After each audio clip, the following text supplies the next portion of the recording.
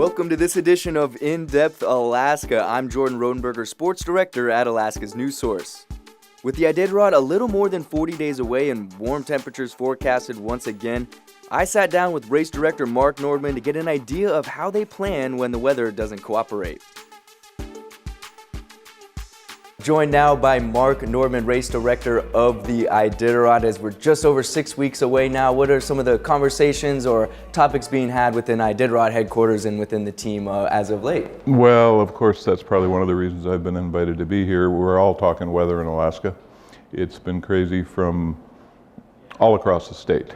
You know, I actually made a trip out to our communities of Shagluk and Grayling here last week. And, you know, we need some more snow out there. Once you get to the Yukon, I know they did get more snow up in Nome, which was good. But our every intent on the Iditarod is that we're going to go that southern route. Of course, one year we go north, one year we go south. We do have other options too, but right now we're looking to go on the southern route. Right, and monitoring it closely, and you touched on it a little bit, but what are some areas that look better than others, or some areas that are a little more rough? Well, I think, you know, it's always a concern getting over the hill, or the Alaska Range, as I like to say, and it's looking at Dalzell again. I've got guide friends that have been flying it. Of course, Iron Dog is looking at, there's some guys up there right now, a couple teams training, trying to get into Roan, see what that looks like. We're used to having that dirt trail out of Roan for a while, but we just want to make sure we don't have 3 or 4 of those all along the way. So lots of snow up towards Finger Lake, you know, 4 feet, I heard 57 inches in some places, but that snow didn't come on the other side of the range. So we're just kind of on a hold pattern here with every intent of still going south. Gotcha. And what are some of the impacts negatively for a musher or a dog team going through not those ideal conditions that we're speaking of that you would change the route for? Well, I think so far we've had some warm spells, but everything was rock solid frozen. I've had to move the race 3 separate years to Fairbanks, and a lot of that was due to rivers not being frozen. That I'm not too worried about. My lead trail baker, Spencer Poppy, and I are going to make a flight from Willow all the way to the Yukon, 31st, 1st, 2nd, depending on weather, to take a look at it. So, you know, it's the tussocks. We've run over there. You know, I always think of the classic Pete Kaiser photo, his winner's photo going into Iditarod, bouncing around on tussocks. We can do that for off and on, but not the whole way. So I've talked to good friends in McGrath, and everybody's, you know, thumbs up for us trying to make it happen. Right on. And have you heard any feedback or concerns from mushers reaching out about this upcoming race here? I think everybody, you know, we've got 35 of the world's best coming here this year and 18 rookies, which we can always get into later. I think the concern is the preparation. You know, that's why people are asking me, why are you waiting when the race starts, ceremonial start March 1st, March 2nd out in Willow? Why don't you put it closer to the event? We start shipping all our straw and food drops out. Straw starts on the 10th. We need to know where it goes. Back to the mushers' concern, they need to know how to pack. Are they going to go a 60-mile run or is it 90?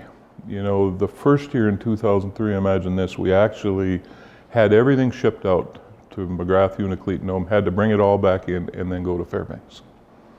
Got it. And, you know, you mentioned having to start in Fairbanks in some years.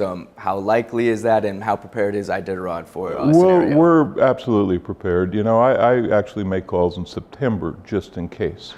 We're not there yet. Great support from the community of Fairbanks. I've heard from government departments, from lodge owners, other events that want to help us if we have to go there. But, you know, I keep going to the fact that they're ready for us.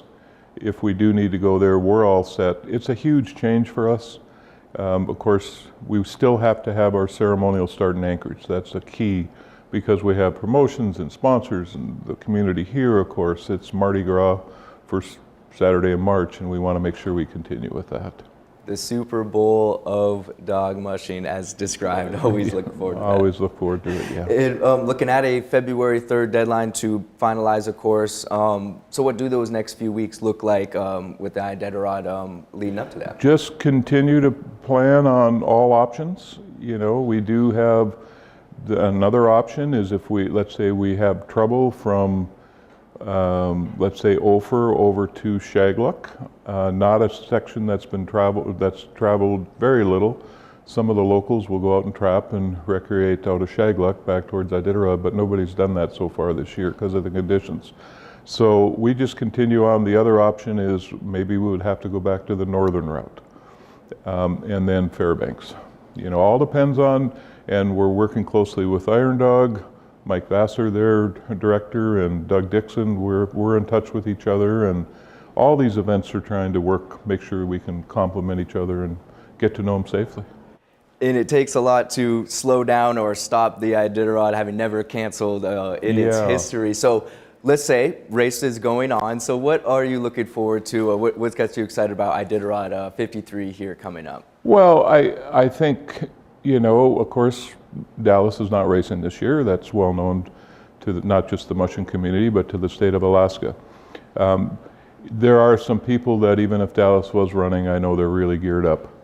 Jesse Holmes just won the Copper Basin 300. Matt Hall is on a roll. Kind of funny, I talked to Jesse in Cantwell, where I live up north up by Denali, and Jesse said, I put on 24 pounds, I got to get healthy, and Matt Hall lost 30 pounds. So they're both doing something different trying to win the Iditarod. But lots of other people involved. I'm not going to go through the whole list right now. You know the names, but we'll have it looks like a really good field, and I go back to the rookies again. Huge rookie field. Very well versed in what they're doing, and it's so fun to see that group come up into it. So the sport's healthy. That's a great point, and yeah, how important is that, and how great is that to see from your perspective, these young and up-and-coming mushers, rookies wanting to get involved and be a part of the sport and race? Well, it's huge. I not just myself, but all my coordinators, we love teaching Iditarod. We love trying to get everybody to know them under the rules, of course. We have a new race marshal, second year I should say. Warren Palfrey came on from Canada, did a great job last year. He's got his crew all picked up. So we're all working together for the betterment of the sport, and of course Iditarod. Great. Anything else race fans should know or keep an eye on or support, or anything else to mention there, Mark? I don't think so. Just be aware that, Saturday, as we said earlier, is the Mardi Gras. We want everybody to come down. We used to be on the clock all the way to Eagle River, actually all the way to Nome. And now it's just a celebration of the sport and the great state we travel across. Great. Thank you for the insight, Mark. And I know these next few weeks are going to be busy and decisions will be made, so I'm sure we'll be catching up another time then. I'm sure we will. Thank you. Thank you.